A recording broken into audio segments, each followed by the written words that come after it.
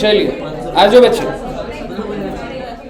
Sir आज हम लोग एक चैप्टर स्टार्ट कर रहे हैं बच्चे। आओ जी, आज हम लोग एक चैप्टर स्टार्ट कर रहे हैं जो कि हमारा हेड है, और उस हेड का नाम है जी income under the head salary. Income under the head salary. मेरा आपसे सवाल है, एक इंसान की जो इनकम होती है वो टोटल कितने हेड्स में निकलती है? 5। सबसे पहली salary, house property, capital gains, PGV and other source. ये पांचों हेड के टोटल को क्या बोला जाता है? Gross total income. पांचों हेड के टोटल को बोला जाता है gross total income. GTI short में बोला जाता है जिसको। उसमें से हम माइनस क्या करते हैं? चैप्टर 6 से की डिडक्शन, जैसे कि एलआईसी करा लो, हेल्थ इंश्योरेंस, ये अलग से चैप्टर देखेंगे। तो जीटीआई में से जो माइनस कर देते हैं तो क्या आंसर आता है? Total income.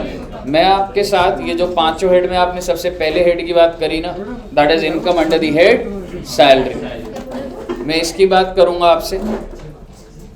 Sir ji section, I am sorry if I say, salary से पहले थोड़ा सा मैं पता कर लेता हूँ कितना पढ़ रहे हो आप। सैलरी से पहले हमने कौन सा चैप्टर करा था? एग्रीकल्चर करा। चैप्टर भी गलत बता रहे हो बेटे, डर लग रहा है मुझे आगे पूछने। हेड की बात समझ गया मैं। तो एग्रीकल्चरल इनकम करा, बट उससे पहले हाउस प्रॉपर्टी करा था। हाउस प्रॉपर्टी में उससे पहले रेजिडेंशियल करा था। मैं हाउस प्रॉपर्टी से कुछ पूछना चाहता हूँ। चार्जिंग सेक्शन क्या था हाउस प्रॉपर्टी का? 22। एनुअल वैल्यू कौन से सेक्शन में निकलता था? 23। गुड। डिडक्शन कौन से चैप्टर में थी? 24। को ओनरशिप 26। और डीम्ड ओनरशिप और 25 किस चीज का था? टीडीएस ऑन इंटरेस्ट अगर आप देते हैं। Very good. तो सर जी ये हमारी हाउस प्रॉपर्टी के सेक्शन थे सारे के सारे जो बात करे थे। एग्रीकल्चरल इनकम टैक्सेबल होती है, एग्जेम्प्ट होती है? एग्जेम्प्ट। कौन से सेक्शन में? 10 सब सेक्शन 1। और अगर आप एग्रीकल्चरल इनकम भी है और नॉन एग्रीकल्चरल इनकम भी है तो कह सकता हूँ कुछ रूल्स लगते थे। पार्शियल इंटीग्रेशन तो ठीक है, वो चीज पे नहीं जा रहा मैं, उस चीज पे जा रहा हूँ। सपोज करो कि एक इंसान है, उसका टी मैन्युफैक्चरिंग का बिजनेस है, टी उगाता भी है फार्म में और उसके बाद प्रोसेसिंग भी करता है। कौन सा रूल लगता है टी का? रूल 8। कॉफी पे 7B, रबड़ पे, और इसके अलावा बाकी सारे 7।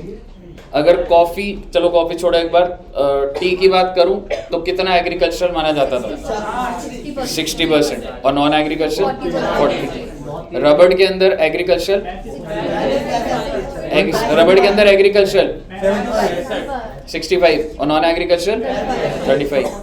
कॉफी के अंदर अगर ग्रोन एंड क्योर्ड है बस 25-75 होता था, और ग्रोन क्योर्ड रोस्टेड ग्राउंडेड। इसके अलावा जो भी एग्रीकल्चर प्रोड्यूस है वो रूल 7 लग जाता था, और वो कहानी हमने देख ली थी। एग्रीकल्चरल इनकम की डेफिनेशन कौन से सेक्शन में दे रखी थी? 10(1) में एग्जेम्प्ट होता है, 2 क्लॉज 1।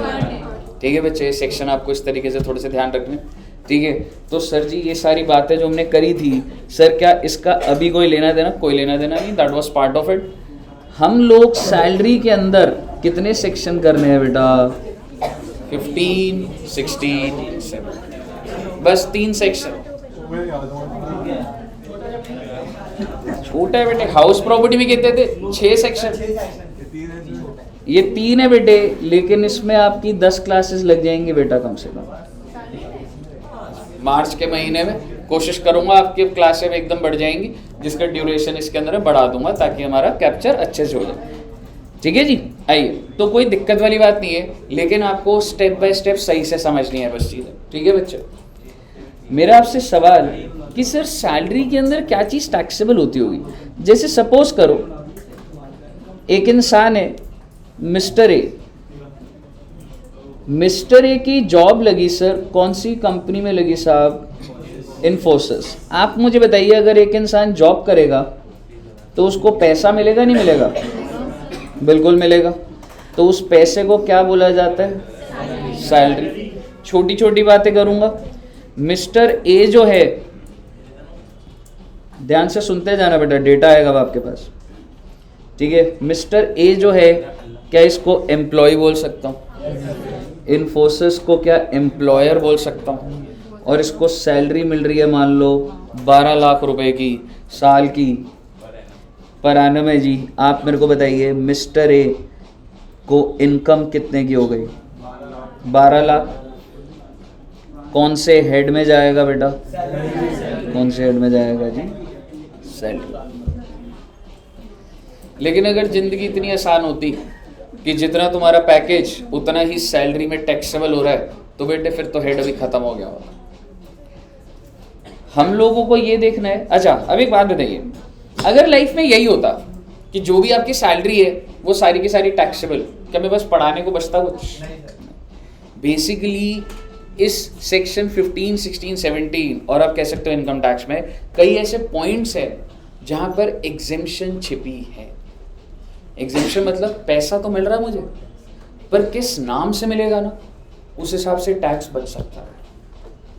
समझ रहे हो? तो हमें यही देखना है कि सर 12 लाख मिल रहा है, ठीक है, लेकिन सर क्या वो पूरा टैक्सेबल है या कुछ एग्जेम्पशंस मिल सकती है, कि वो कैसे होगा। ठीक है बच्चे, तो आइए सारी बातें करूंगा आपके साथ। सबसे पहले हम लोग जब भी कोई भी हेड स्टार्ट करेंगे, I will start with charging section, और सैलरी का चार्जिंग सेक्शन क्या है जी? सेक्शन 15। तो आप ये कह सकते हैं चार्जिंग सेक्शन मतलब कि हम किस चीज को टैक्सेबल कर रहे हैं। सैलरी के अंदर क्या चीज टैक्सेबल हो रही है? जो आप सैलरी कमा रहे हो। मेरा आपसे सवाल, यहाँ पर आप एडू जंक्शन के अंदर अगर आप मान के चलेंगे, आपके हिसाब से यहाँ पर कौन कौन एम्प्लॉई है? मिंकी मैम,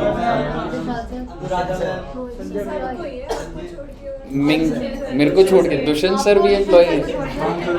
दुष्यंत सर तो दिहाड़ी वाले, बट वो तो लेबर की बात हो गई। अच्छा आपने, ठीक है, हाँ मैं तो किसान हूँ। इधर कौन सी खेती चल रही है? ठीक है, ठीक है। तो आप मेरे को एक बात बताइए, technically if I say Vishal sir, Rohit sir, Deepali ma'am, Ashish sir, ठीक है, तो ये एम्प्लॉइज नहीं है, ठीक है, दे आर नॉट एम्प्लॉइज, ठीक है। नहीं, ओनर भी नहीं बेटे, ऐसा नहीं है जो एम्प्लॉय नहीं वो ओनर है, ठीक है। तो बेसिकली आप ये कह सकते हो मिंकी मैम, अनुराधा मैम, संजय, ये तो एम्प्लॉई, उनको जो भी पैसा मिलता है वो हाँ, कोमल मैम, मैं भूल गया पर तेरे को याद है, ठीक है। तो बेसिकली जो एम्प्लॉय होता है ना, उसका रोल क्या होता है बेटे? कल को आप भी नौकरी करोगे तो एक अपॉइंटमेंट लेटर मिलता है, उसमें लिखा होता है आपकी नौकरी 10 से 6 है, आपको इतनी सैलरी मिलेगी एंड आप इसको रिपोर्ट कर रहे हो, ये सारी बातें होती है। बेटा मुझे बताइए, जो फैकल्टीज है क्या वो पूरा टाइम इधर है? 10 से 6 नहीं है, basically they go in other institutes, ठीक है, वहाँ भी पढ़ाते हैं। तो वो आप कह सकते हो कि वो एम्प्लॉयर एम्प्लॉय का रिलेशन नहीं होता। अगर मान लो कोई फैकल्टी इधर TTS आ रही है, TTS बोले तो Tuesday Thursday Saturday, I can not tell them कि सर आप MWF में आ जाओ। उनसे बात करके कोशिश करी जा सकती है, but they are not bound. वही बोल सकते हैं सर मैं और कहीं जाता हूँ सर, ऐसे थोड़ा हूँ, समझ रहे हो? इसी तरीके से आपने देखा होगा कई डॉक्टर्स होते हैं, उनका क्लिनिक होता है, ठीक है, और वो 1-2 जगह कहीं ऑपरेशन करने के लिए जा रहे हैं, तो क्या वो एम्प्लॉइज है? नहीं, ठीक है। वो हॉस्पिटल उन डॉक्टर्स को ऑन कंसाइनमेंट बेसिस रखते हैं कि आप इसको ऑपरेट कर दीजिए, हम आपको पे करें। तो हमें एट टाइम्स ये भी देखना है कि एम्प्लॉय एम्प्लॉय रिलेशनशिप क्या होता है। पर बेटे इतनी गहरी बातें क्या करनी, मुद्दे की बात ये है कि सर सेक्शन 15 जो चार्जिंग सेक्शन है वो ये कहता है सैलरी इज, साथ साथ लिखना बच्चा, ठीक है, टैक्सेबल ऑन ड्यू और रिसिप्ट बेसिस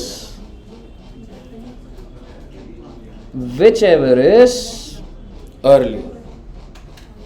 चार्जिंग सेक्शन है जी, जो कि ये कह रहा है कि भारत सरकार टैक्स लगा देगी, सैलरी को टैक्स कर दिया जाएगा। कैसे करा जाएगा बेटे? ड्यू बेसिस पे या फिर रिसिप्ट बेसिस पर, विच एवर इज। आइए इसी के बारे में चर्चा करते हैं 20-25 मिनट। एग्जाम्पल लिखिए बच्चे। सभी बच्चे प्रीवियस ईयर समझते हैं? अभी कौन सा प्रीवियस ईयर चल रहा है? 23-24, ठीक है। तो सपोज करो mister A joined Infosys on 1/4/23। भाई ने ज्वाइन करा है 1/4/23 को at a salary of ₹50,000 per month। तो महीने की सैलरी कितनी है बेटा? अच्छा 1/4/23 है ये, 24 तो नहीं दिया। एक सेकेंड, ज्वाइनिंग कब हुई है ना? 1/4/23 को। सैलरी कितनी की है भाई की? 50,000। आइए आगे देखते हैं। इधर चेयर है 2-3 तो है। कितने बच्चे हैं? इधर भी तो चेयर होंगी। यहाँ पर एक चेयर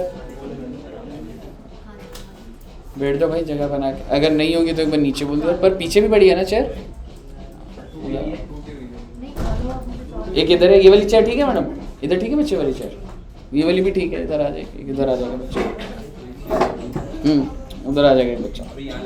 इधर भी तो है 2 चेयर्स। नहीं, एक इधर मैडम, एक चेयर इधर भी, ठीक है। आइए, कितने रुपए का पैकेज है रे?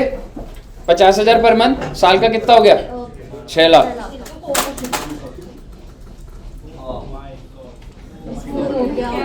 Salary is due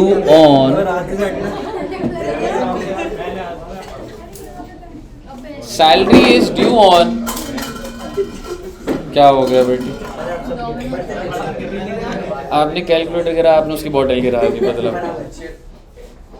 salary is due on last day of each month. आगे बैठना तो तेरे को सूट करता है। आगे टॉपर बच्चा। Salary is due on last day of each month. मेरा आपसे एक छोटा सा सवाल है।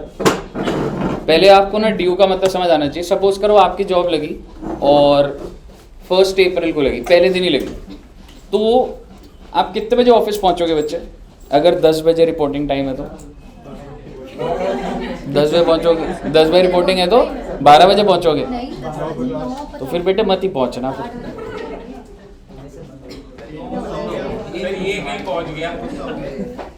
ठीक है। अगर आपकी 10 बजे रिपोर्टिंग टाइम है, इसको लिखना मत अभी, तो जनरली कह सकता हूँ पहला दिन होगा तो पहुंच ही जाओगे 9:55 तक। 9:30 पहुंच जाएगा, गुड।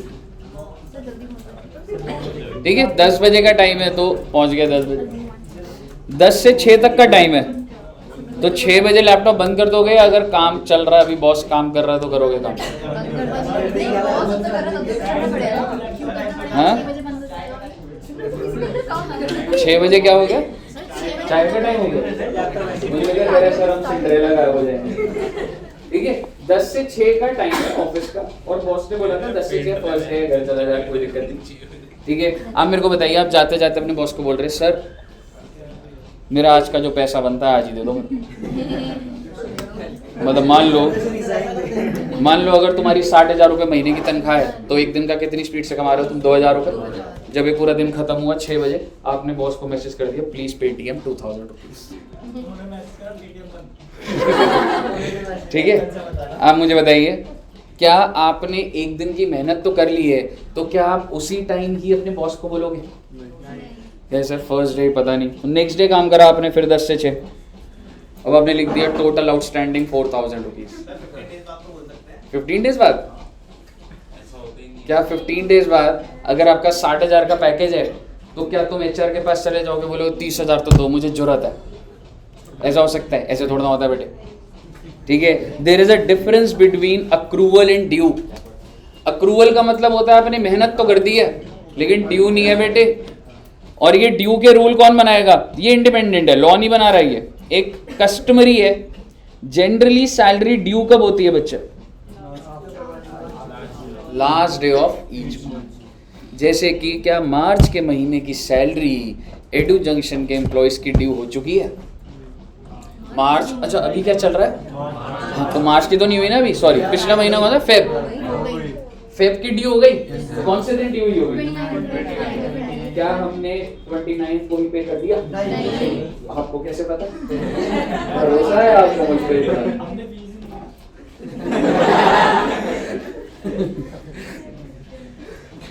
मैम ऐसे बोलती है कि दे दो प्लीज, मेरे को सैलरी नहीं मिल रही। अच्छा मैम ऐसे बोल रही है लग रहा है बच्चों को, बेटे तुम फीस नहीं दोगे तो सैलरी कैसे मिलेगी फैकल्टी में? ठीक है, एनपीओ है। हाँ ठीक है, अब मुझे एक बात बताइए, salary is due on the last day, लेकिन मैं आपको एडू जंक्शन का सिस्टम बता रहा हूँ, हम लोग 7th को क्लियर करते हैं, 7 तारीख को सारी पेमेंट जाती है। 7 तारीख कब है? कल। आप समझ गए ना फीस कब जमा करनी है? समझ रहे हो? 7 तारीख को रेंट जाता है, 7 तारीख को फैकल्टीज का क्लियर होता है, 7 तारीख को सैलरी जाती है। ऐसा हम बोलते हैं, लेकिन वो 7 का मतलब कभी नहीं, 7 से मैक्सिमम 10, ठीक है, मतलब धीरे धीरे करके पेमेंट जो भी चलती रहती है वो चीज। तो बेसिकली कंपनी बताती है बेटा कि सैलरी ड्यू कब हो रही है। सैलरी ड्यू कब हो रही है बच्चे? Last day. And I am saying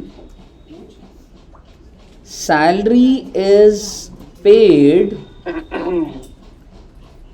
on next day of each month. भाई 29 की ड्यू हो गई ना, 1 मार्च को मिल जाएगी भाई। आप मुझे बताइए कौन सी कंपनी में आप काम करना चाहोगे, जो 10 दिन बाद दे, जो अगले दिन काम, जो अगले दिन दे दे भाई, सभी अच्छी चीज मानी जाती है। इसका मतलब ये जो आप बिग 4 के अंदर ईवाई डेलोइट देखोगे ना, अगले दिन सैलरी आ जाती है। एयरटेल के अंदर महीना खत्म भी नहीं होता तो 25 को ही दे देते थे, मतलब फरवरी में काम भी नहीं करा, 25 तारीख को पूरी सैलरी मिल जाती थी। क्यों करते? एम्प्लॉय खुश रहता है। समझ रहे हो? ये सारी क्या चीज होती है, इंडस्ट्री में इमेज बनाने वाली बात होती है। समझ रहे हो? मुद्दे की बात ये है भाई, आपको मुझे बताना है कैलकुलेट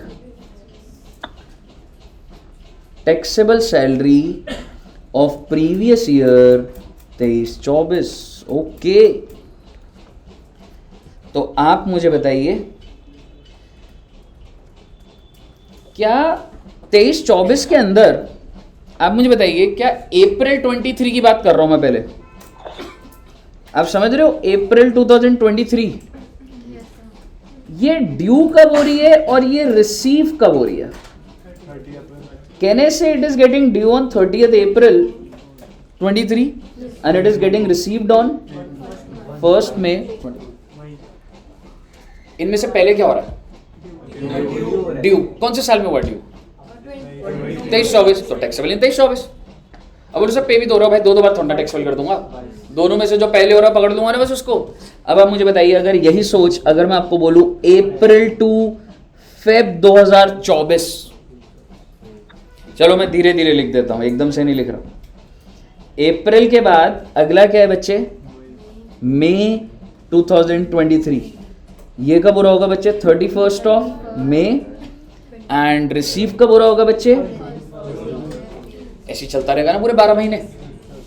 तो ऐसे चलते चलते चलते चलते अगर मैं तुमसे बात करूं February 24, it is getting due on 29th Feb 24 and it is to be received on, क्या मैं कह सकता हूं ये सारे के सारे 23-24 के अंदर ड्यू हो रहे हैं, और अगर ड्यू हो रहे हैं तो टैक्सेबल तो हो जाएंगे। मेरा आपसे सवाल, मार्च की भी बात कर लो, मार्च 2024 ड्यू कब हो जाएगा और रिसीव कब होगा? ये कौन से साल में टैक्सेबल होगा? 23-24 में या 24-25? गुड, क्योंकि सरकार कह रही है मुझे नहीं लेना देना भाई हर बात से। सरकार क्या कह रही है? मैं टैक्सेबल कर दूंगी, ड्यू हो जाए या रिसीव हो जाए, जो पहले हो जाए उसी हिसाब से टैक्सेबल कर दूंगी। और अगर आपका ड्यू 31/3/24 को हो गया तो कौन से साल में ड्यू हो गया बेटे? ये 23-24 में ही हो गया भाई, रिसीव होते मेरे को क्या लेना जरा उससे। सैलरी ड्यू बेसिस पे चलती है। ड्यू होने का मतलब होता है कि तूने काम कर दिया, हमेशा ड्यू बेसिस पे नहीं, ड्यू और received whichever is earlier. Example बनेंगे अभी। क्या मैं कह सकता हूं कि अप्रैल से लेके मार्च 24 50,000 इंटू 12 6 लाख का 6 लाख आपका ड्यू हो चुका है, और क्योंकि ये ड्यू हो चुका है तो ये क्या हो जाएगा बेटा? टैक्सेबल हो जाएगा। कौन से साल में जी? 23-24 में। पहला एग्जाम्पल क्लियर है? Example number 2,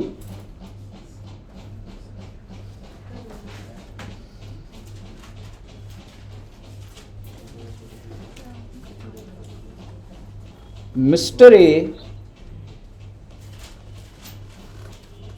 joined Infosys at the rate of 50,000 per month। भाई की सैलरी है 50,000 पर मंथ के हिसाब से, और कब ज्वाइन करा है? 1/4/22 को। 1/4/22 को ज्वाइन करा। Salary is due on next day of each month. April की सैलरी क्या अप्रैल में ड्यू हो रही है? 1 मई को due. And salary is paid on 5th of next month. जब भी ड्यू हो गया ना, जैसे मेरे कहने का मतलब है अप्रैल की सैलरी ड्यू कब हो रही है बेटा? अप्रैल की 1st ऑफ मई, और पेमेंट कब हो रही है? 5th of May. 5th of May को हो रही है। आपने मुझे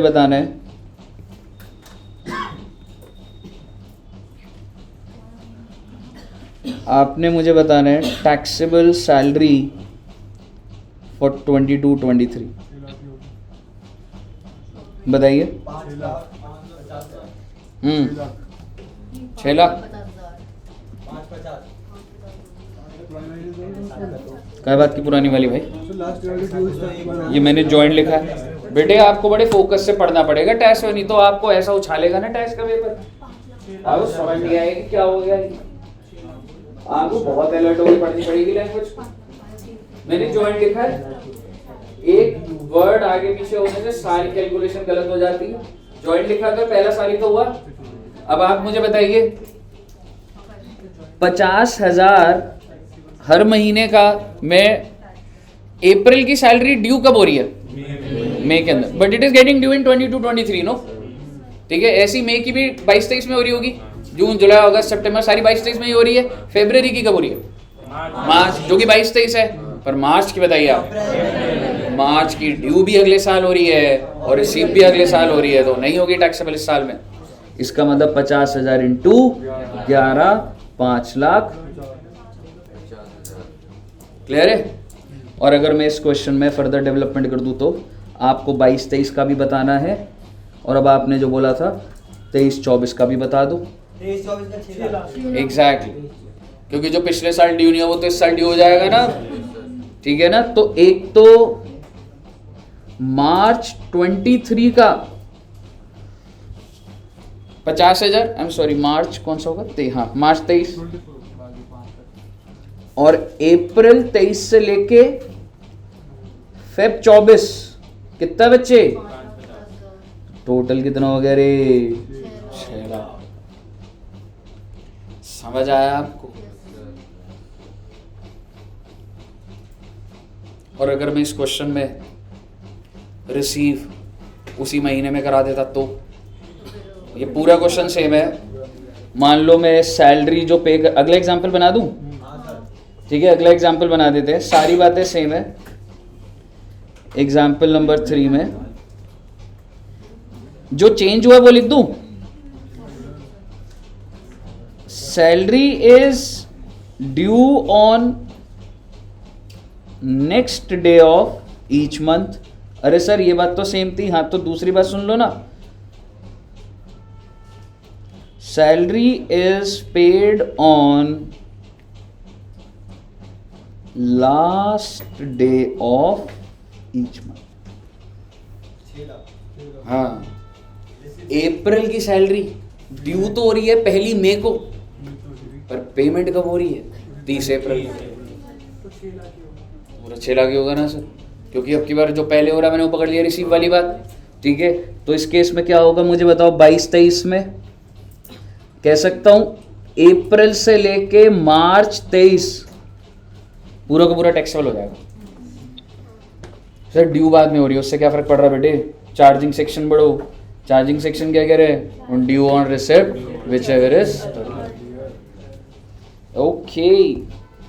और आप मुझे बता दीजिए 23-24 में क्या करोगे बेटे? सर सेम ही तो होगा सर। कहिए साहब, क्लियर है बच्चे? तो ये इससे अब आपको एक चीज बताता हूँ। एक एम्प्लॉई है, 12 महीने से काम कर रहा है, 1 लाख रुपए तनख्वाह है, साल का कितना हो गया? सर जो एम्प्लॉय को 1 रुपया नहीं दिया सर कंपनी ने, मैं बोला अगले महीने देंगे, अगले महीने देंगे, अगले महीने। 12 लाख रुपए ड्यू हो गया बेटे, वो परेशान हो गया, कह रहे नौकरी छोड़ दूंगा। आप बताइए अगर आप कहीं नौकरी कर रहे हैं, सैलरी ना मिले तो क्या करोगे? देखना पड़ेगा भाई अपॉर्चुनिटी कहीं और। लेकिन इनकम टैक्स वाले क्या कह रहे हैं? टैक्स ले रहे हैं या नहीं ले रहे हैं? कह रहे भाई हमें कोई मतलब नहीं भाई, तेरे को मिली है नहीं मिली, अगर ड्यू हो गई है टैक्स देना पड़ेगा। अब सोचो, एक तो मुझे 12 लाख जो मिलने थे मुझे मिले नहीं, अब उस 12 लाख के ऊपर मुझे टैक्स देना पड़ा। तो मैं नौकरी करने तो जा रहा हूँ, पर उसकी वजह से मेरे को पैसे देने पड़ रहे हैं। समझ रहे हो? तो बेसिकली सरकार का फंडा एकदम क्लियर है कि मैं एक और आप सोच के देखो ना, आपको लग रहा होगा सरकार बहुत गलत है। सोचो सरकार अगर ये बोल दे कि सैलरी रिसिप्ट बेसिस पर है, आप मुझे बताओ, आप बताओ कि आपको रिसीव होगा? और सरकार वो इंफ्रा कहां से लेकर आएगी कि वो चेक करेगी आपको कितना रिसीव हुआ? समझ रहे हो? तो सरकार ऑब्वियसली मतलब कुछ गलत नहीं है भाई, ड्यू और रिसिप्ट बेसिस पर है।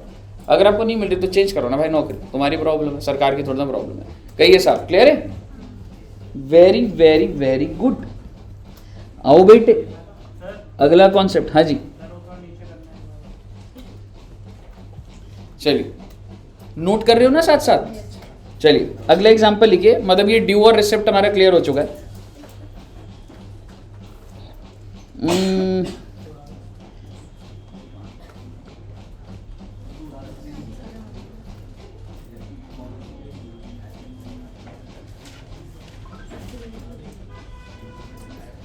10,000, 1,000, 13,000, 2,000, 19,000, 3,000, 26,000। क्या हो रहा सही? What is this? Are you able to understand? मैंने तो आपसे पूछा, आपने मुझसे पूछ लिया। हाँ जी, क्या है बेटे ये? क्या है? पैसे हैं। किस लॉजिक से पैसे हैं? क्या है? लॉटरी।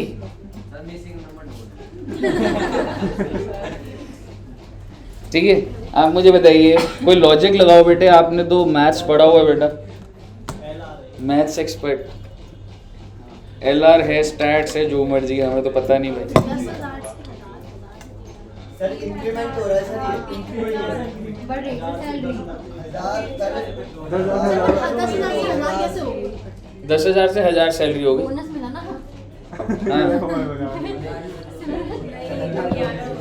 ध्यान से सुनिएगा, ऐसा आपको प्राइवेट कंपनी में नहीं दिखेगा, सरकारी कंपनी में दिखेगा। This is grade system. Grade समझते हो? स्कूल में ग्रेड मिले थे बेटे?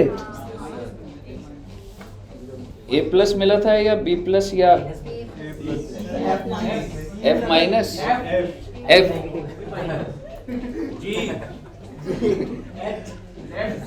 Z तक में वेट कर ही रहा था। चलो, तो बेसिकली सरकारी ऑफिसर्स में ना, गवर्नमेंट ऑफिसर्स में सैलरी ऐसे डिसाइड होती है। ठीक है, इसका मतलब समझ रहे हो? मैं बता रहा हूँ। मैचेस फॉर सरकार।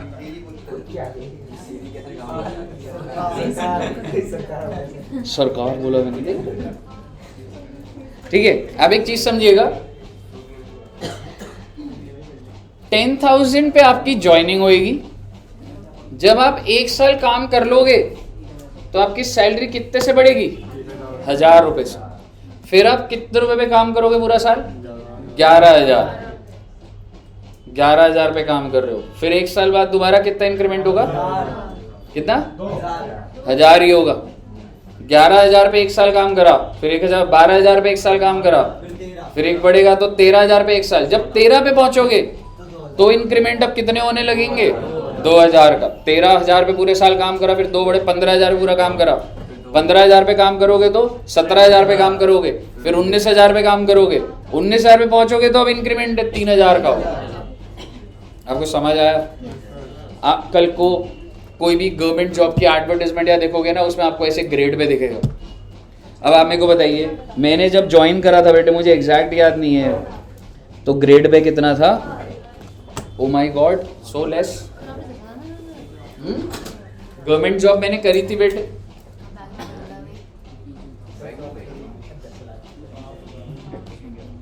तो बताऊंगा कभी क्या कहानी थी, क्या था, पर 10,000 थी। आप मेरे को बताइए, क्या इसका मतलब ये कि 10,000 सैलरी है, इसके ऊपर बहुत सारे बेनिफिट्स हो। डीए सुना है? डीए, ऐसे कभी न्यूज में सुना है? डीए बढ़ गया 4% सरकारी एम्प्लॉयज का। DA almost, dearness allowance almost 100% इसका डीए होता है। फिर न्यूज़पेपर का पैसा मिलता है, पेट्रोल का पैसा मिलता है, बिजली का पैसा मिलता है, किराए का पैसा मिलता है, ऐसे करते करते करते बहुत सारी चीज़ों का पैसा मिलता है, तो आपकी सैलरी हो जाती है 60-70 हज़ार रुपये हो जाती है। आप समझ रहे हो क्या बोल रहा हूँ? सरकारी के अंदर ऐसे नहीं होता कि आपने देखा 10,000 पे ग्रेड पे, नहीं, वो सिस्टम होता है। समझ रहे हो? मुद्दे की बात ये है भाई,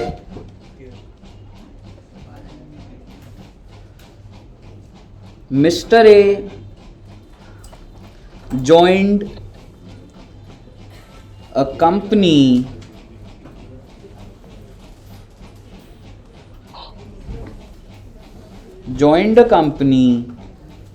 on 1st July 18। Mister A ने ज्वाइन कब करा बच्चे? 1st जुलाई 18। और कौन से ग्रेड पे ज्वाइन करा? जो ऊपर वाला एग्जाम्पल चल रहा है।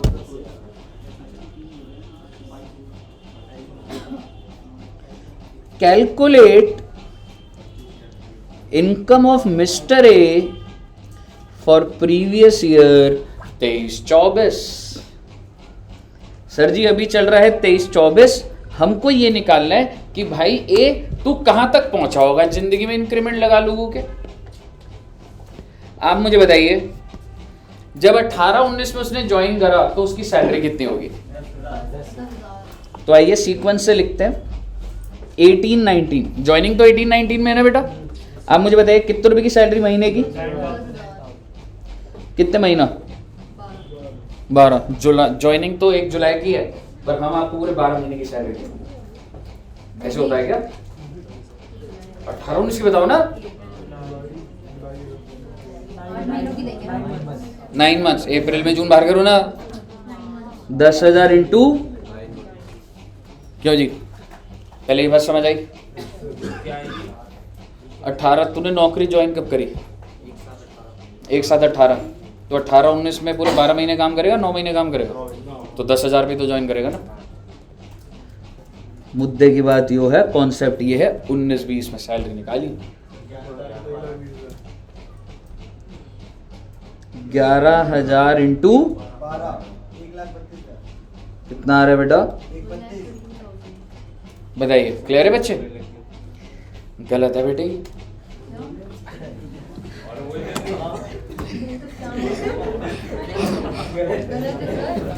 सारे उसको देख रहे करे, उसने गलत बता दिया। तुम क्या बोलना चाहते थे? कुछ भी नहीं। आप मुझे बताइए, यानी कि नया साल होते ही इंक्रीमेंट, तो इसका मतलब आज एक इंसान अगर ज्वाइन करे, आज कौन सी डेट है? 6 मार्च। आज अगर मैं 10,000 पे ज्वाइन कर रहा हूँ, अगला साल आते ही मेरी 11,000 हो जाएगी सैलरी। और जो इंसान पूरे साल से 10,000 से काम कर रहा था, कह रहे ये बढ़िया भाई। भाई साहब पूरे 12 महीने काम करोगे 10,000 पे। आपने पूरे 12 महीने थोड़ा ना काम करे, 9 महीने काम करे। हाँ 3 महीने और चलेगा 10,000। जिंदगी इतनी आसान नहीं है बेटे, फटाफट इंक्रीमेंट पकड़ लिए तुम। 10,000 इंटू 3, 11,000 इंटू 9, 1,29,000, 1,20,000, 29 ही तो लिखा था मैंने। कॉन्सेप्ट समझ आ गया बेटे? बढ़ जाओ बेटे आगे। 23-24 का आप बताएंगे, मैं थोड़ा ना बताऊंगा बेटे। बनाएंगे 20, 21, 21, 22, 23, 23, 24।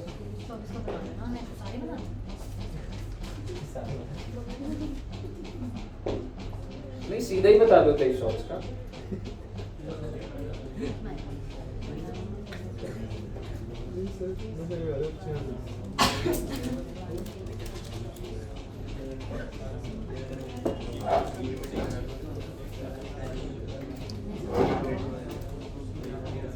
कितना है? आ गया शिवम का? कर रहे हो बच्चों? बेटे सारे बच्चों ने सॉल्व करना बेटे। ऑनलाइन भी आंसर बताओ, देखते हैं ऑनलाइन के बच्चे क्या आंसर देते। कितना?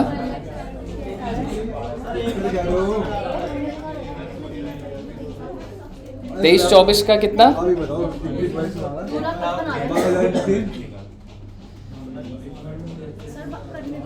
मैं करूं क्या?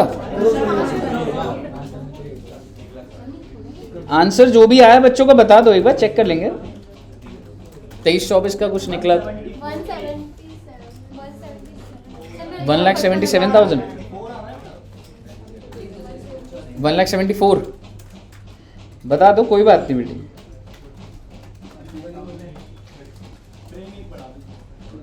क्या करूं? 1 लाख?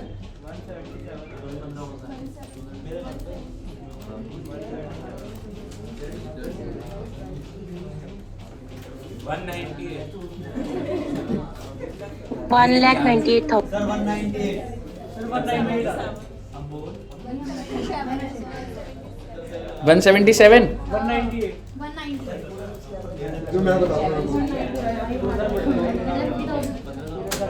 लेट मी सी। 198 आ रहा है। आओ देखते हैं बेटा।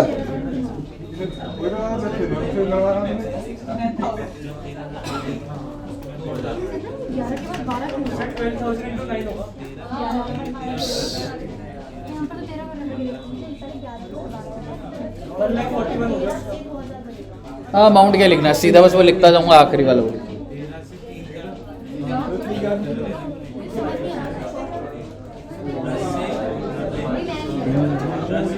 बस बेटे बस।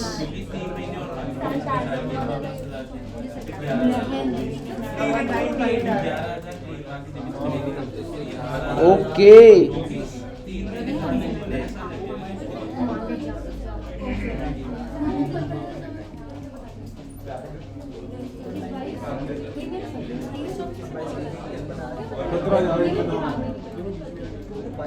कितना रे रे? वेरी वेरी वेरी गुड बेटे। 177 सही नहीं है, करेक्ट आंसर है 1,90,000।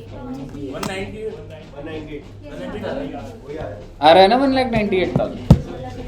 छा गए बेटे आप। समझ आया आप सभी बच्चों को? आइए सर जी, सैलरी स्टार्ट हुआ है क्या अभी तक? नहीं बेटे अब स्टार्ट हुआ है।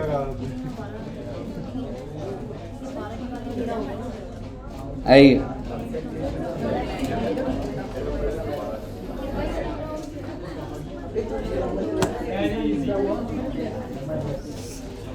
आइए, अब एक चीज मैं आपको बोलना चाहता हूं। आप कल को जॉब लगने का क्या प्रोसेस होता है? कहने से कि जब आप CA/CSC में बन जाएंगे तो आपको सीधा जॉब मिल जाएगी या पहले इंटरव्यू होगा? पहले आप जॉब ढूंढेंगे naukri.com पे। उसमें अगर आपका CV सिलेक्ट होता है तो आपको HR कॉल करता है। और एचआर क्या करेगा, आपका इंटरव्यू लेगा। एचआर टेक्निकल राउंड लेगा या जनरल? जनरल, इंट्रोड्यूस योरसेल्फ, है ना। एचआर जनरल लेता है ना राउंड। तो स्टार्टिंग में वो देखते हैं कि सर कम्युनिकेशन स्किल्स कैसी हैं, ठीक है। तो इंट्रोड्यूस योरसेल्फ और ये सारी चीज़ें, कहाँ रहते हो, क्या बैकग्राउंड है, why do want to switch, first job है, कितना काम करा है, तुमसे क्या पूछा जाएगा, आर्टिकलशिप में क्या करा है, ठीक है। तो एचआर तो ये सारी बातें कर लेगा। अगला राउंड कौन सा होगा? टेक्निकल। अगर उसको एचआर को ठीक लगा तो टेक्निकल राउंड होगा। टेक्निकल राउंड ठीक गया तो उसके बाद आपको एचआर दोबारा से बुलाता है और आपसे आपकी सैलरी डिस्कस करी जाती है। सैलरी डिस्कस ऐसे नहीं करी जाती, पर अगर मैं बोलूँ, एचआर आपको बोल देगा दैट आपकी जॉब कंफर्म्ड है और आपको एक लेटर मिलेगा। लेटर, कौन सा लेटर बेटे? हाँ, लव लेटर नहीं मिल रहा है, लव लेटर। तो मान लो ये भारती एयरटेल लिमिटेड है और मान लो आप एम्प्लॉय हो, तो सबसे पहले आपको मिलता है अपॉइंटमेंट लेटर। अच्छा जी, अपॉइंटमेंट लेटर में क्या क्या बातें होती है बच्चे? एग्जैक्टली। सबसे पहले अगर मैं बोलूँ टाइम, पर आप जिस लेवल पे अपॉइंट होते हो उस लेवल पे आपको टाइम बताने की जरूरत नहीं होती। रोल तो है, पर अगर मैं आपको बोलूँ टाइम की, अगर मैं बात करूँ, आपको क्या लग रहा है, अगर आपको कोई 10 to 6 बोल देगा तो आप 6 बजे लैपटॉप बंद करके जा सकते हो? नहीं, इसमें से कोई रोकता नहीं है। आप बंद करके जा रहे होगे ना, तो आपका बॉस आपको रोकेगा थोड़ा ना, लेकिन बस वो शाम को 8-9 बजे बोलेगा ये रिपोर्ट भेज दोगे प्लीज। प्लीज जरूर लगाएगा बेटे, पोलाइट रहते हैं बेटे कॉर्पोरेट। तो फिर 1 साल बाद आपको जब अप्रेजल चाहिए होगी ना, तो वो भी आपको सीन नहीं करेगा, ठीक है। मतलब ये ऐसे नहीं कर पाते, मतलब समझ रहे हो। तो बेसिकली टाइम बताया होता है 10 से 6। KRA क्या होता है बच्चे? KRA की रिस्पॉन्सिबिलिटी एरियाज, आपकी जिम्मेवारी क्या है? आपको TDS की रिटर्न भरनी है, इनकम टैक्स की भरनी है, अगर कोई नोटिस आता है लाइजनिंग करनी है, आपको टैक्स कंप्यूटेशन करनी है, टैक्स की पेमेंट करनी है, बहुत सारी ऐसी बातें हो सकती, क्योंकि जो भी इंसान का जो KRA होता है वो उस हिसाब से काम करता। इसके बाद आपको लीव्स के बारे में बताया जाएगा कि आप कितनी छुट्टियां ले सकते हैं। तो आप मुझे बताइए, जनरली आपको बताता हूँ, आप साल में 12 छुट्टियां ले सकते हो और 12 और ले सकते हो। तो टोटल 1 साल की कितनी लीव्स मिलती है? 24। अब बच्चे क्या डाउट आ रहा है, एक साथ लेनी है? सीधा 24 इससे नहीं लिखा, लाइफ में 3-4 क्लास बाद समझेगा। कुछ लीव का कुछ पर्पस होता है, कुछ का कुछ। एक होती है सिक लीव, जब आपका मन नहीं कर रहा होता ना ऑफिस जाने का, तो तब एम्प्लॉय क्या बोल देते हैं, I am sick. Casual leave और सिक लीव एक ही तरीके की होती है। एक होती है अर्नड लीव्स, ठीक है। तो मैं बातें करूंगा, लेकिन मोटा मोटी तुमको ऑफिस जाओगे तो 1 साल की छुट्टियां कितनी है? 24 से 30 होती हैं। एयरटेल के अंदर अगर मैं आपको बोलूं तो हम लोग की 15 थी, टोटल 30 लीव्स अलाउड थी। हाँ ब्रो, संडेज फेस्टिवल सारा साइड, संडेज तो तेरे 52 वीक हो गए, और सैटरडे संडे भी छुट्टी होती है। अच्छी कंपनी की पहचान होती है कि सैटरडे संडे ऑफ होता है। ऑल्दो कुछ अच्छी कंपनियां हैं जो सैटरडे भी वर्किंग करती है, जैसे एडू जंक्शन, ठीक है, लेकिन जनरली कॉर्पोरेट। हाँ, अभी तक एनपीओ की अब कंपनी बन गई ना। हाँ, एनपीओ रजिस्टर्ड तो एज कंपनी हो जाती है ना, ठीक है। तो लीव्स हो गई बेटा, 30 छुट्टियां हो जाती है। तो अगर तुम सोचोगे महीने की कितनी लीव्स हो गई मालूम है? 30 डेज में 8 तो सैटरडे संडे हो गए, एक तो सिक लीव लेनी है। ये तो बेटे एम्प्लॉय का धर्म होता है बेटा, कि एक दिन तो बीमार होना ही, समझ रहे हो। और होता क्या है कि जब एक एम्प्लॉय बीमार होता है ना, तो उसको 10 एम्प्लॉय और देखते हैं, वो भी बीमार हो, मैं भी बीमार हूँ, समझ रहे हो। तो बेसिकली एक लीव एम्प्लॉय ले ही लेता है, तो 9 दिन की छुट्टी हो गई तुम्हारी। और अगर कोई फेस्टिवल आ जाए, होली दिवाली, तो 1 दिन और। तो महीने में टेक्निकली काम कितने दिन कर रहे हैं? 20 दिन। और अभी कुछ रिसेंटली कई बड़े कॉर्पोरेट्स के अंदर सिस्टम चल रहे हैं 5 डेज वर्किंग को हटा के 4 डेज वर्किंग। हो सकता है तुम लोग जब तक जॉब पे जाओगे तो वो 4 days हो जाए, कितने खुश हो गए सारे लोग। ठीक है ना, तो ये मतलब बहुत बहुत चांसेस है, बहुत ज़्यादा चांसेस है। हो जाना चाहिए सर ये। हाँ। ये छुट्टियाँ एक साथ ले सकते हैं? ये 25 छुट्टी ले लेगा, फिर बोलेगा आगे के 52 संडे भी अभी दे दो मुझे।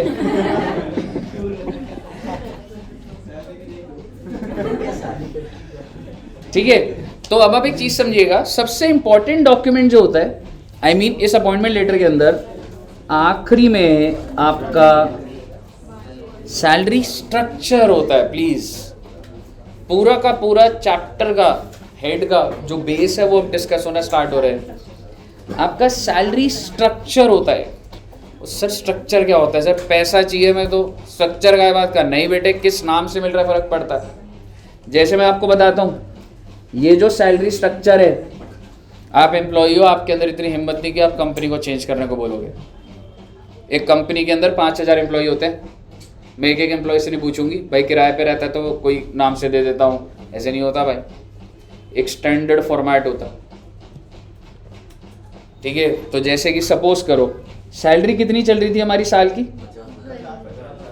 और पहले वाली क्या थी, 12 लाख थी ना। 12 लाख पकड़ लेते हैं एक बार कि ये आपका सैलरी स्ट्रक्चर बना हुआ है, मान लो 12 लाख रुपए। तो महीने का कितना हो गया? 1 लाख। 1 लाख के हिसाब से बोल देता हूं 1 लाख। आपको बेसिक सैलरी मिल रही है बेटा 60,000 पर मंथ। ये क्या होता है बेटा, मैं सब बताऊंगा, ध्यान से सुनिए। आपको डीए की फुल फॉर्म क्या होती है? Dearness allowance. सर ये क्या होता है, कर लेंगे बात बेटे। कितने रुपए मिल रही है और आपकी सैलरी कितनी हो गई? ये बहुत ही खराब सैलरी स्ट्रक्चर है। ये बहुत ही ज़्यादा कंपनी का अपने एम्प्लॉय के टुवर्ड्स खराब बिहेवियर है, क्योंकि टैक्स के अंदर ये बेसिक सैलरी पूरी की पूरी टैक्सेबल है और डियरनेस अलाउंस पूरा का पूरा taxable. But do you have the power to change it?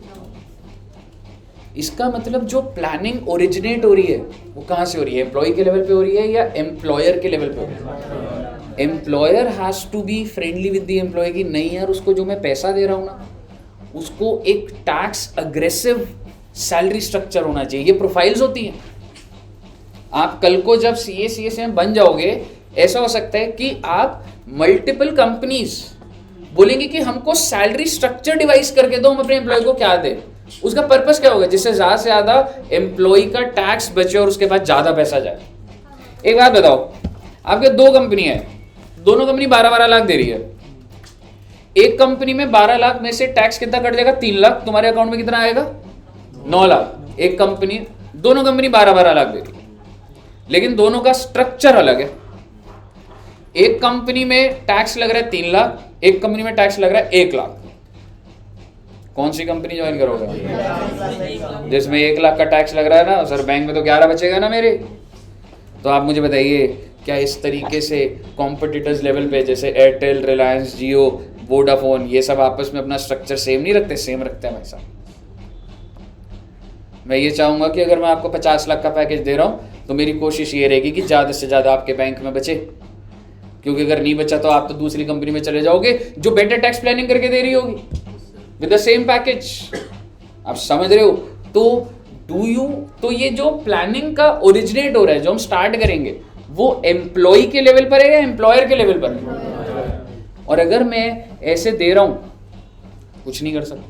ऐसे हम लोग के बहुत सारे फ्रेंड्स, इवन मेरे एक रिलेटिव है, वो रैडिसन में जॉब करती है, मतलब जागृति मैम की मासी है, तो वो रैडिसन में है।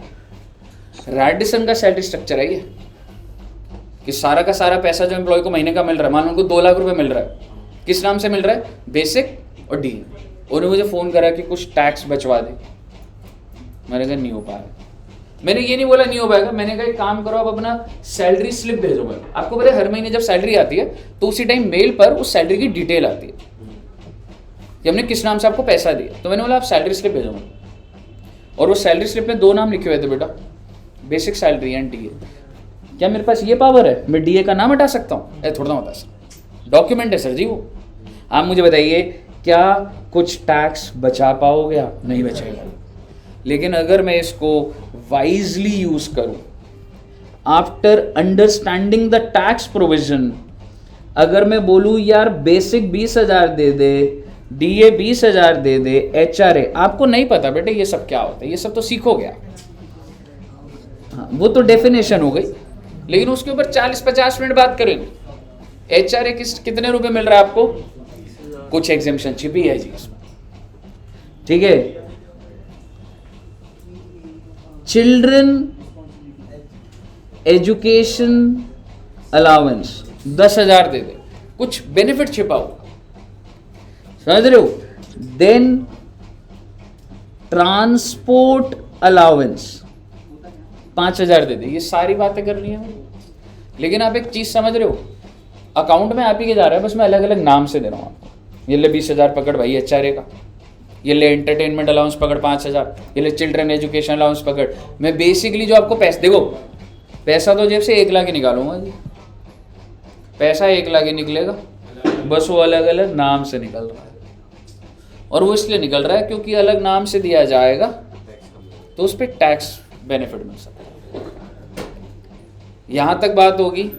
आप ये लेके चलिए ये हेड इतना हैवी होगा, अगर आप मेरे एम्प्लॉई हो और अगर आप चाय भी पी रहे हो ना तो वो बेनिफिट को भी काउंट कर लेगी सरकार।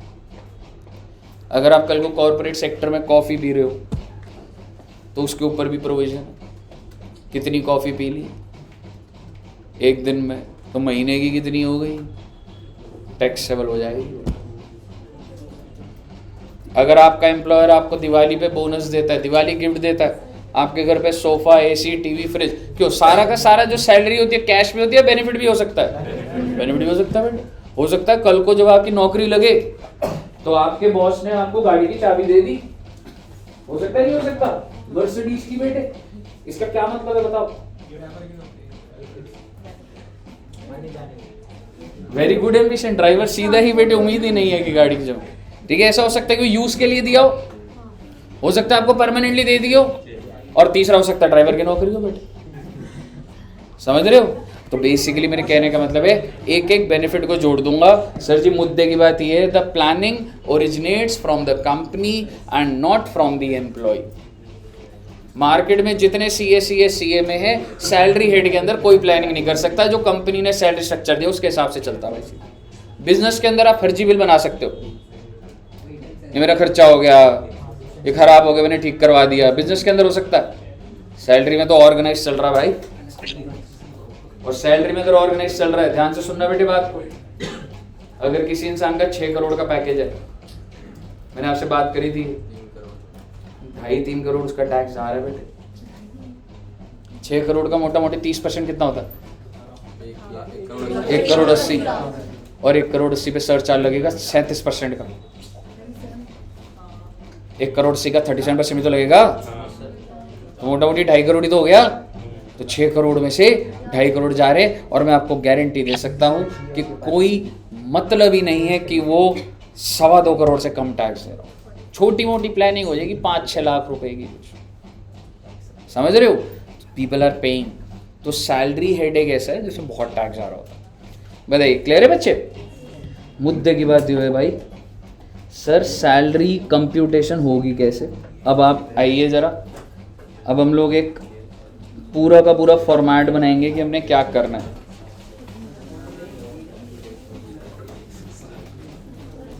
ऊपर वाला नोट कर लिया?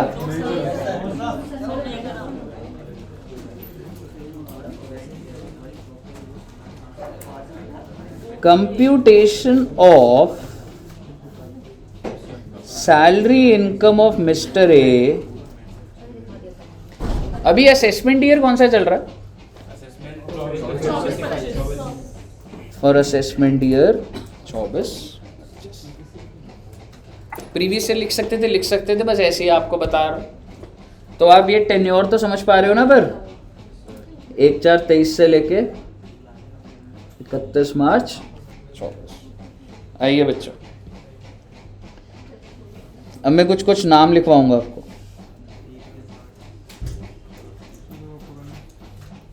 बेसिक सैलरी,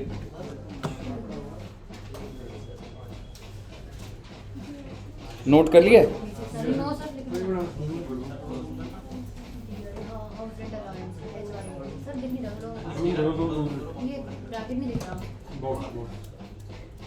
इतना आगे बैठ के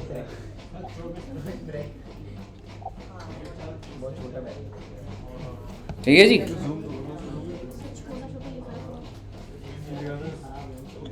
हैंड राइटिंग बहुत अच्छी है बेटे मेरी।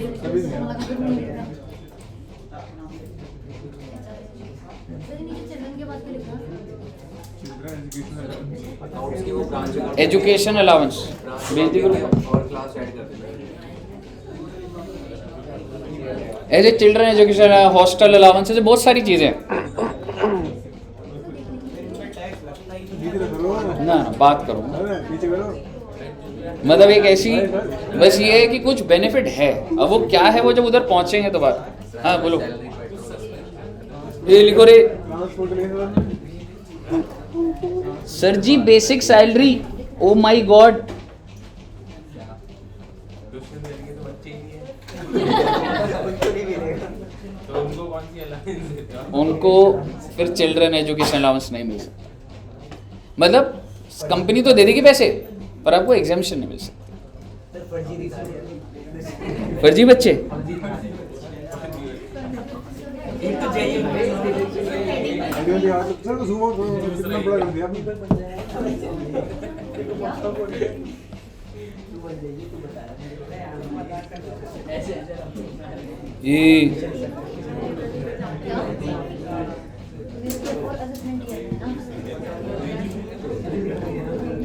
ये नोट कर लो रे पहले।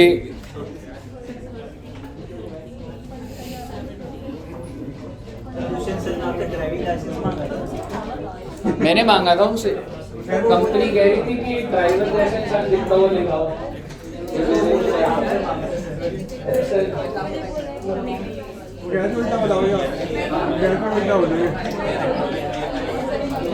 आइए बच्चे, बेसिक सैलरी लिख लिया सबने?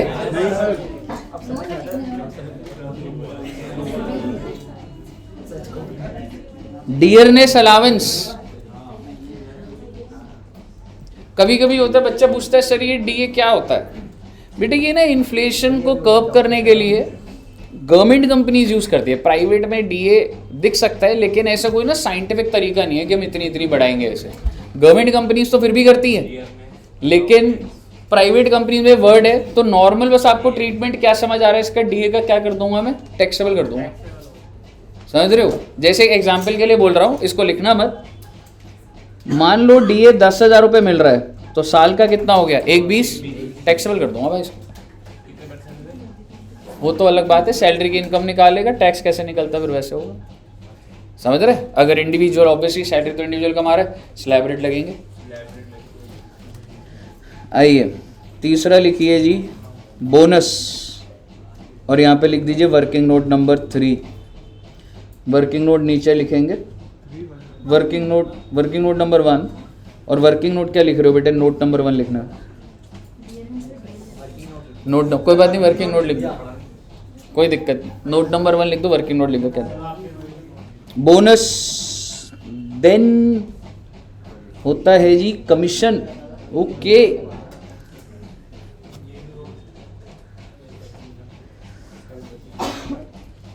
अब एक बड़ी कैटेगरी भाई साहब जिसे बोला जाता है अलाउंसेस। अलाउंसेस क्या होता है? अलाउंसेस कैश में पेमेंट होती है बट अलग अलग नाम से, जैसे house rent allowance, children education. तो आप ना ये कह सकते हो कि ये कैसे बेनिफिट दिया जाता है बेटा? कैश। ठीक है जी। तो इसका वर्किंग कैसे होता है पता है? आपको कितना अलाउंस पहले तो रिसीव हुआ, ठीक है, उसमें से कुछ अलाउंस एग्जेम्प्ट हो जाएगा, जो बच गया वो बाहर आ जाए। तो आप ध्यान रखिए जरा, जो आउटर कॉलम है इसमें वो टैक्सेबल वाला निकल रहा है, जो एग्जेम्पशन देनी हो मैं अंदर ही दे रहा हूँ एग्जेम्पशन। जैसे सपोज करो 10 लाख के अलाउंस मिले, अलाउंस के ऊपर 2 क्लास लगेंगी, अगली क्लास से अलाउंस स्टार्ट होगा, पर आप इंटेंशन समझिए, आपको कितने रुपए का अलाउंस मिला? 10 लाख। किस नाम से मिला वो छोड़ो ना, ऐसे बहुत सारे अलाउंस है, वो तो उसी टाइम बात करेंगे। एग्जेम्पशन कितने की मिली? 6 लाख की। बाहर कितना जाएगा? तो ये आपको समझ आना चाहिए पहले वर्ग। क्लियर है जी? Then there is perquisites. Perquisites होता है बच्चे काइंड में बेनिफिट देना। जैसे कि एम्प्लॉय को एक वॉच गिफ्ट कर दी, मोबाइल दे दिया, एसी, टीवी, फ्रिज, घर पे गाड़ी, बिजली का बिल, क्यों ये सब बेनिफिट नहीं मिल सकते? बिल्कुल। तो बेसिकली परक्विजिट्स किस में होते हैं बेटा? ये जनरली काइंड में होते हैं। परक्विजिट्स में क्या होता है, हमें वैल्यू ऑफ बेनिफिट निकालना पड़ेगा। जैसे कितने रुपए का बेनिफिट मिला? गाड़ी मिली तो भैया, गाड़ी अगर होंडा सिटी में तो 12 लाख का बेनिफिट, मर्सिडीज में तो 50 लाख का बेनिफिट, ऐसे तो अलग अलग देखा जाएगा ना। टीवी कौन सा है, वैल्यू निकालनी पड़ेगी हर चीज की। और उसमें से क्या कुछ टैक्स फ्री या फिर एग्जेम्प्ट, परक्विजिट में टैक्स फ्री बोलते हैं, एग्जेम्प्ट ही बोलना चाह रहा हूं मैं। एग्जेम्प्ट कितना हो जाएगा और वो बाहर आ जाएगा। मान लो आपको 4 लाख का बेनिफिट मिला, जिसमें से एग्जेम्प्ट है बेटा 3 लाख, तो बाहर कितना आ गया? 1 लाख। ऐसे बहुत सारे परक्विजिट्स हैं, 15-20 परक्विजिट्स हैं। ये सारी कैटेगरीज हैं। बेसिकली आपका सैलरी ना ये 3 चीज़ों पे है बेटा। 1 इज अलाउंस, 1 इज परक्विजिट्स, और 3rd है बच्चे रिटायरमेंट बेनिफिट्स। जब आप नौकरी छोड़ देते हो तो भी कुछ पैसा मिलता है क्या? नौकरी छोड़ने के बाद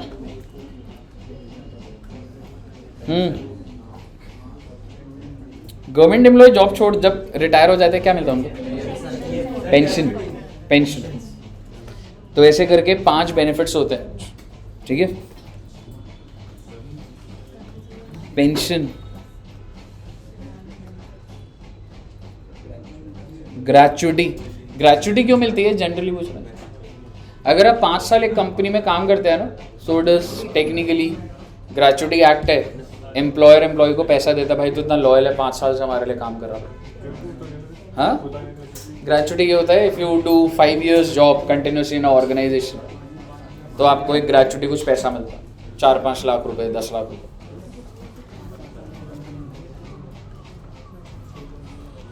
लीव सैलरी।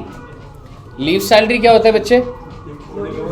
अगर आपने लीव्स नहीं ली तो आपको पैसा मिलेगा, समझ रहे हो?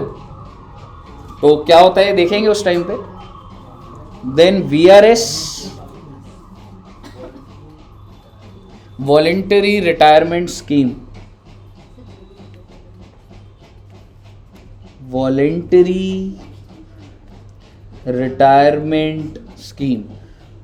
और दूसरा क्या है जी? Retrenchment compensation. उस सर इतने सारे। हाँ बेटे हाँ, 2 क्लास लगेगी इस पे, 2 क्लास अलाउंस पे रिट्रेंचमेंट कॉम्पेंसेशन। ये क्या होता है बात करेंगे। 2 क्लास अलाउंस पे, 2 क्लास या 3 क्लास रिटायरमेंट, और उसके बाद 4 क्लासेस लगभग परक्विजिट्स पे, समझ रहे हो? और सर ये जो भी पैसा मिला है इसमें क्या होगा सर जी? बेटे कुछ ना कुछ तो एग्जेम्प्ट हो जाएगा,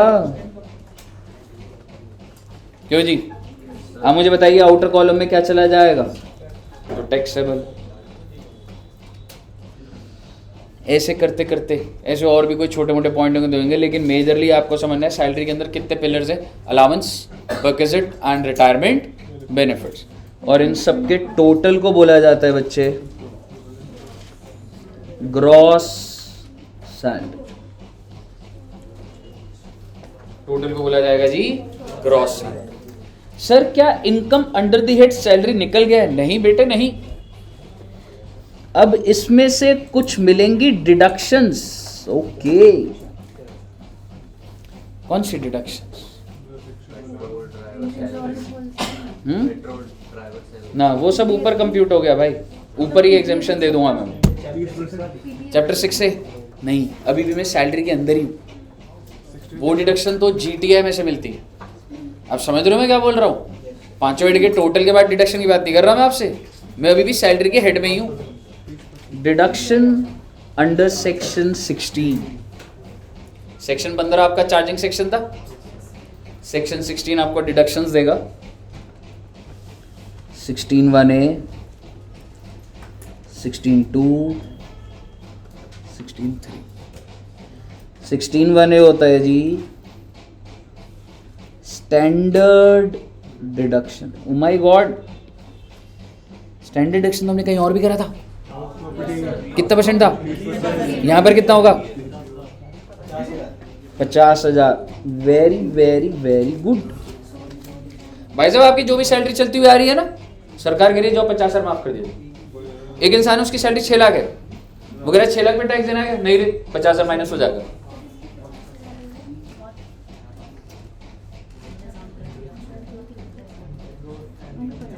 एंटरटेनमेंट अलाउंस, ये क्या होता है? छोड़ो ना बेटे, लिख लो बेटे, नोट्स बन रहे अच्छे अच्छे तुम्हारे, बात करनी है मेरे को इसमें। मनोरंजन के लिए पैसा दिया जाएगा।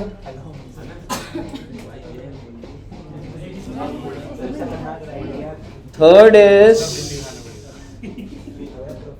Professional tax. ओके, यानी कि जब ये तीनों अगर आपको डिडक्शन मिल रही है तो ये कहां से माइनस हो रही है बेटा? और फाइनली आपका आंसर आ जाएगा income under the head. Okay, easy PG, very easy. शुरू कहाँ हो रही?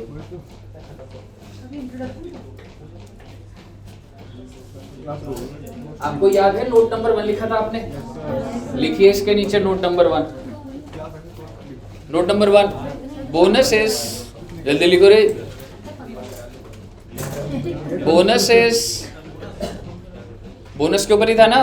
ये बात मत करो भाई, नोट वोट जो लिख नहीं रहा ना बेटे। कितने बच्चे नोट्स नहीं बना रहे? ऑब्वियसली ऐसे सवाल ऐसा कोई बताएगा ही नहीं, लेकिन ये इधर भाई रजिस्टर बंद है। लिख लिया ना सारा? करे यार, ऐसे मेरे को लगा कि लिख ही नहीं। सारे बच्चे लिख रहे हैं ना नोट्स बेटे, इसके बिना नहीं हो पाएगा गुजारा। तो नोट्स जरूर लिखना बेटा क्लास में, ठीक है? नहीं तो मैं कितनी देर लगती बेटे, ये फॉर्मेट ऑलरेडी सारे बने हुए, 15 मिनट में समझा देता हूँ। समझ रहे हो कितने अच्छे नोट्स बन रहे? देखो मेरे भी, आई थिंक मेरे बेस्ट नोट्स होंगे इतनी अच्छी हैंड राइटिंग में। ठीक है, आइए नोट लिखिए। Bonus is taxable on receipt basis. O my God, क्या बोल दिया ये मैं? लेकिन ओवरऑल सैलरी कैसे टैक्सेबल हो रहा था? समझ रहे हो? इसी के नीचे फुल स्टॉप के बाद आगे लिखिए। For example bonus of rupees 5 lakh, for example, bonus of rupees 5 lakh is due in 22-23। अच्छा जी, कंपनी ने वादा कर दिया अपने एम्प्लॉय को, इस साल का बोनस कितने रुपए मिलेगा तेरे को? 5 लाख। ड्यू हो गया जी 22-23। क्या लिखी हमने line? bonus of rupees 5 lakh is due in 22-23, full stop. However, 2 lakhs is received in 22-23. 2 lakhs is received in 22-23 and 3 lakh is received in 23-24. 23, 24. Full stop. In such case,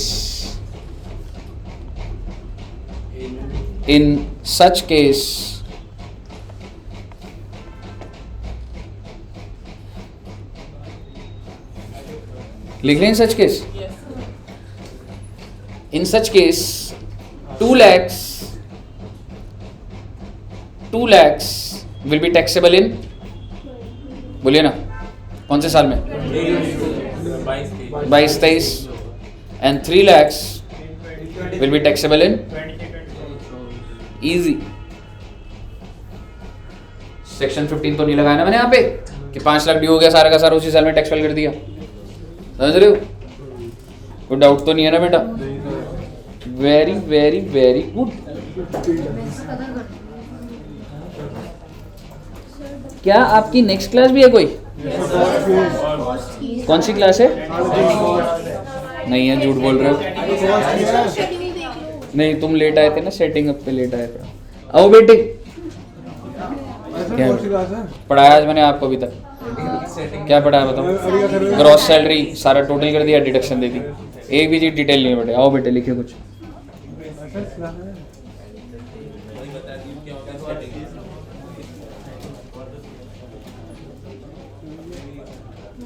आओ बेटे आओ.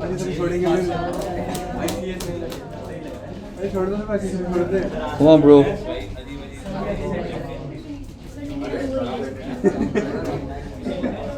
Easy. बस allowance की heading लिख लेंगे और फिर अगला पॉइंट कर लेंगे. ठीक है? बस अलाउंसेस में एक होता है official allowances. Okay.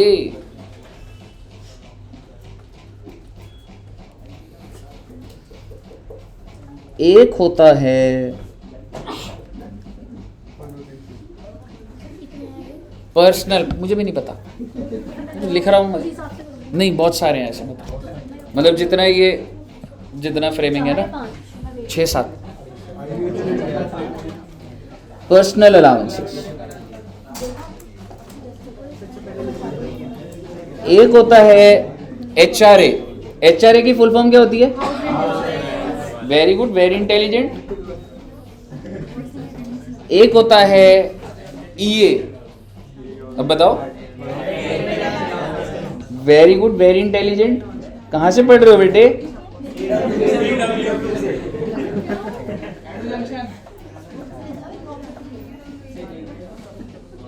Entertainment allowance.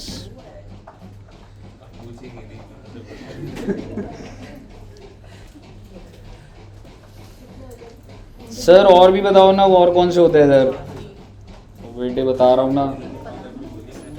Entertainment allowance हो गया. हाँ,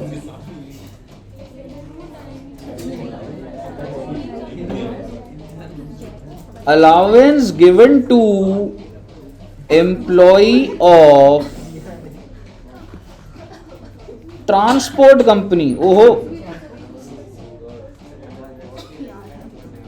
ट्रांसपोर्ट कंपनी, DMRC के एम्प्लॉय, IRCTC के employee, Air India, Vistara. Transport company के एम्प्लॉय के लिए कुछ अलग बात है बेटे. ओहो,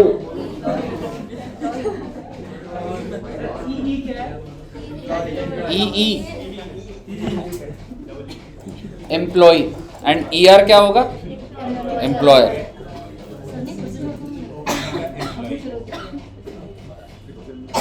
देन exempt allowance.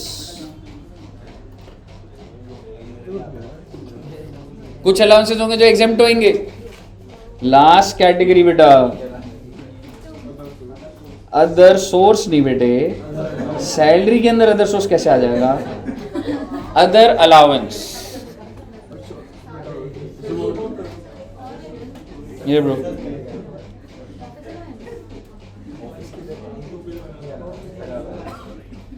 कहिए साहब. बस ये देखो,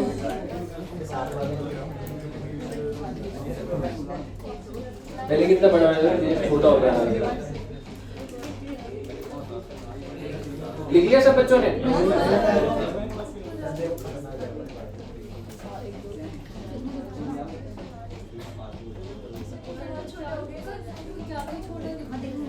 एक, दो, तीन, चार, पाँच, छः, ऐसे 6 लाइनें छोड़ देना, अभी नहीं लिखवाऊंगा।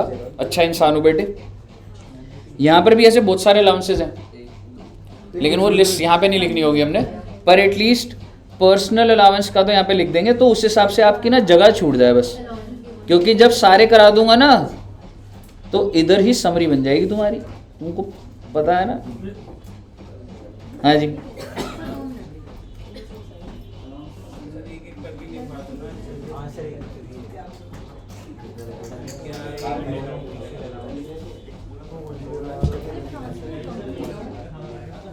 चलिए बोलना स्टार्ट करूं।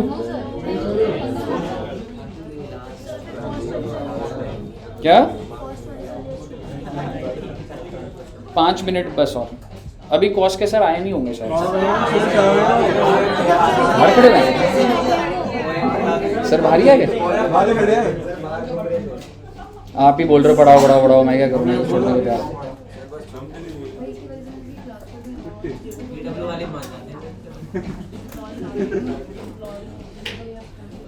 ठीक है बेटे, कोई बात नहीं, मेरा भी टाइम आएगा, टेस्ट ज़्यादा दूर थोड़ा है।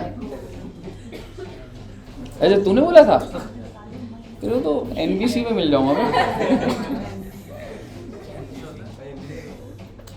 NBC में मिलता है जेंटलमैन।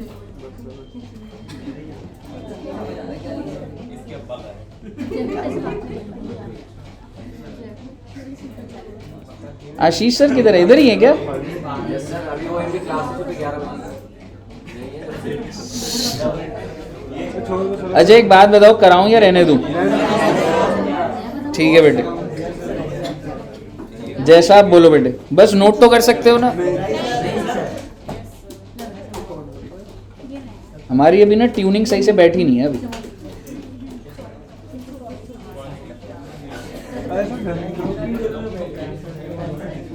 सर बोले PW बैठ।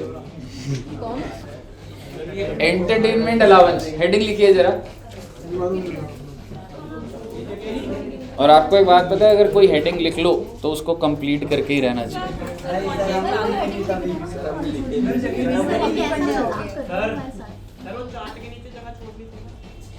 हाँ ब्रो, 6 पॉइंट।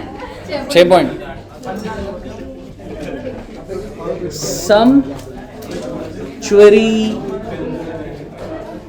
अलाउंस। सर मेरा तो रजिस्टर ही खत्म हो गया। अभी तो 2 चैप्टर हुए हैं।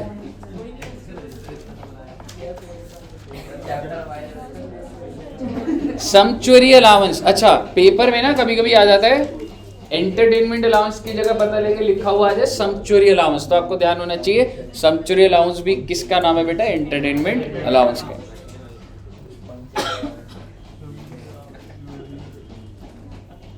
ये अलाउंस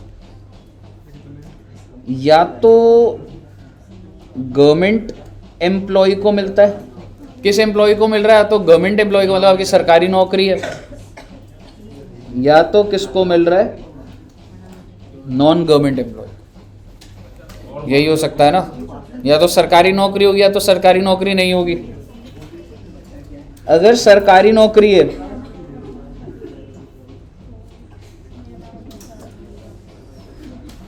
बेरोजगार को तो दे देंगे नहीं।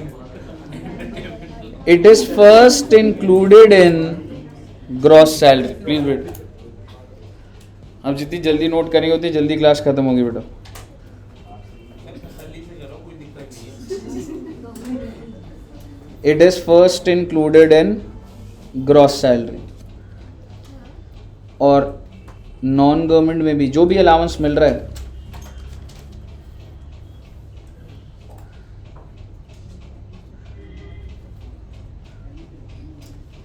It is first included in gross salary. एक कंपनी आपको 10,000 रुपये महीना दे रही है एंटरटेनमेंट अलाउंस, तो साल का कितना हो गया?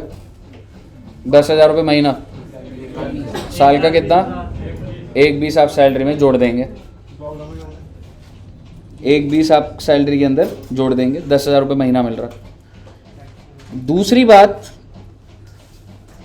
क्या गवर्नमेंट एम्प्लॉय को डिडक्शन मिल जाएगी? Yes sir.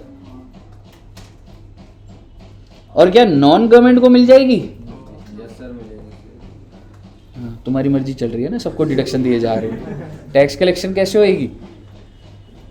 Deduction is not allowed.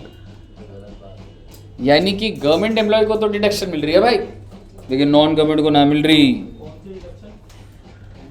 Entertainment allowance की डिडक्शन। फॉर्मेट देखिए जरा, ये देखो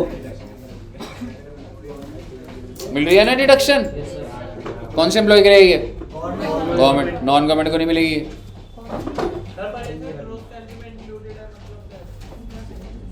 तेरे को पहले मैं पैसा दूंगा तो पहले तेरी सैलरी में ऐड होगा, फिर उसके बाद डिडक्शन मिलेगी ना। बिल्कुल। तो एंटरटेन, मैं आपको ऐसे बोल देता हूँ, आप ये कह सकते हैं अलाउंसेस में, जैसे ना एक आप ये कह सकते हो एंटरटेनमेंट अलाउंस रिसीव, एग्जेम्पशन यानी देनी है एंटरटेनमेंट अलाउंस की, उसकी डिडक्शन मिलेगी नीचे। आप समझ रहे हो मैंने क्या बोल दिया आपको? आपको 1,20,000, ध्यान से सुनना, आपको 10,000 महीना एंटरटेनमेंट अलाउंस मिल रहा है। क्या करना है उसको, उस समय कोई मतलब नहीं है। सैलरी स्लिप के अंदर लिखा है एंटरटेनमेंट अलाउंस 10,000 महीना, साल का कितना हो गया? आपकी ग्रॉस सैलरी में कितना जुड़ जाएगा?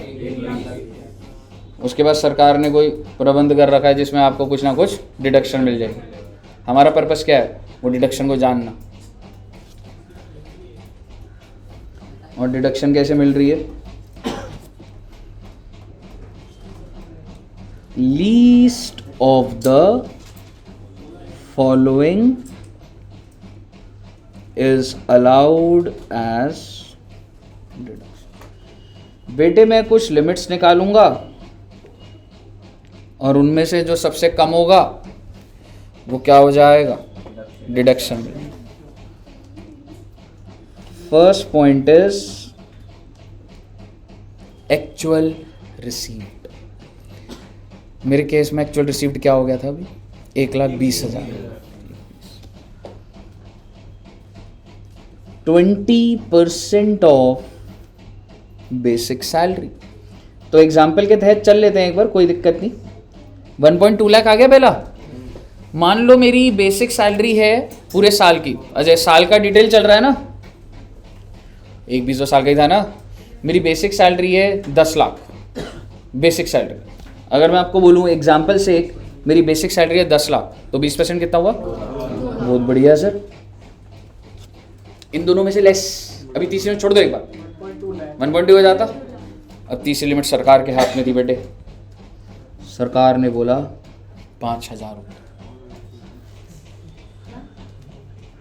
पर मंथ या पर एनम? पर एनम है। मैक्सिमम डिडक्शन 5,000 रुपये मिल सकता है। Which ever is less, actual receive या 20% ऑफ बेसिक सैलरी या 5,000। अब आप मुझे बता दीजिए एंटरटेनमेंट अलाउंस की मैक्सिमम डिडक्शन कितनी मिलेगी? 5,000 रुपये होना चले जाओ। गवर्नमेंट एम्प्लॉय को फायदा कहिए साथ, ह्यूज बेनिफिट।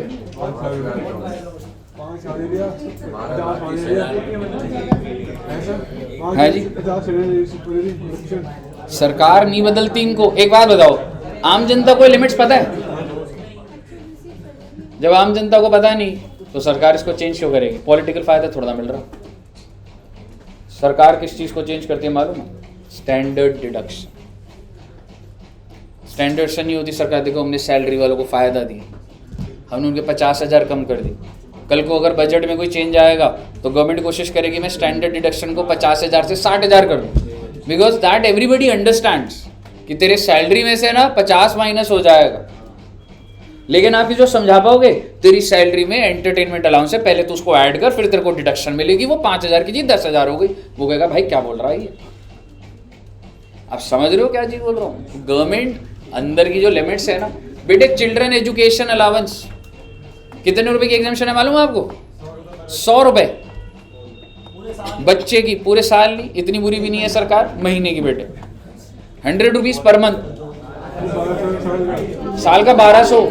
और ये भी बोल दिया कि 2 बच्चे से ज्यादा नहीं मिलेगी। अगर किसी के 3 बच्चे हैं तो पहले 2 को ही मिलेगी वैसे। तीसरा वाला मुंह दे। अरे सरकार कह रही है हम कोई बेनिफिट नहीं देंगे। कहिए साहब, क्लियर है आपको एंटरटेनमेंट अलाउंस? तो आप ये कह सकते हैं, मेरी कोशिश रहेगी बेटे अगर अगली क्लास में खत्म भी होता है तो, बट हमारा कौन सा वाला हो गया है जी? बाकी अलाउंसेस हम लोग नेक्स्ट क्लास में देखेंगे। तो इतना रखते हैं सर जी, आज के लिए इतना ही। Thank you very much and all the very very very very best. Okay, हाँ जी, थैंक्स ब्रो। कहाँ से सीखे?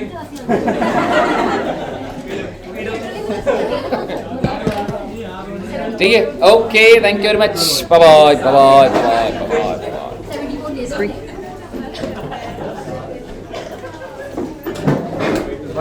Okay bro, bye bye, God bless you. Okay bye bye दोस्त, कोई प्रॉब्लम आ रही तो भी एक बार रुक जाएगा इसी चैप्टर, अगर लग रहा है ना वो क्वेश्चन देख लीजिए। हाँ जी मैडम। टैक्स का कोर्स कब तक खत्म है? क्या टैक्स का कोर्स 5 महीने लगा लो या वो बताओ, मंथ बताओ कौन सा? देखो वैसे तो 31 अगस्त तक, हाँ ठीक है, पर मेरा इंटरनल टारगेट होगा अगर मैं 15 अगस्त को आपको आज़ाद कर पाया। 15 अगस्त क्या? 15 अगस्त को आज़ाद कर पाया तो है इंटरनली वी आर ट्राइंग कि हम और जल्दी करें, लेकिन 31 अगस्त तो और अकाउंट्स पाए 15-20 दिन पहले। अगस्त के बाद कोई क्लास का वो ऐसा होता है कि 99% हो चुका है कि कुछ अमेंडमेंट के लिए बुला लिया बच्चे को, प्रैक्टिस के लिए बुला लिया, वैसा था। सर मैंने ना किसी से बात करी तो उसने मुझे बोला था कि अभी जो बैच था, मैं नाम नहीं बताऊंगी, ऐसा बैच था, उसमें था कि टैक्स की वजह से ना पूरा अकाउंट का सिलेबस रह गया था लास्ट बैच में।